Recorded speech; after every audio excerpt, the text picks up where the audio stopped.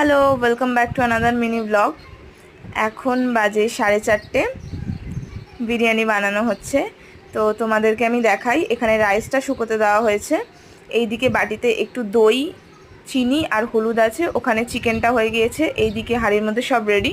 ওখানে বেরেস্তা আলু রয়েছে। আর হাঁড়ির মধ্যে ঘি আর একটু গোটা গরম মশলা দিয়ে রাইসটা দিয়ে তার উপরে আলুটা দিয়ে দিয়েছি, আলু বেরেস্তা। তো এখানে এটা বিরিয়ানি মশলা দেওয়া হচ্ছে, এভারেস্টের বিরিয়ানি মশলা।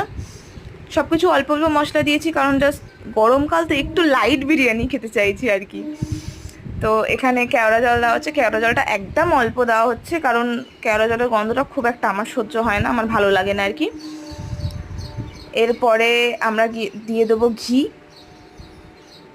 একটু করে, কারণ বেশি ঘি দিলে অতিরিক্ত গরমে অতিরিক্ত কষ্ট হবে।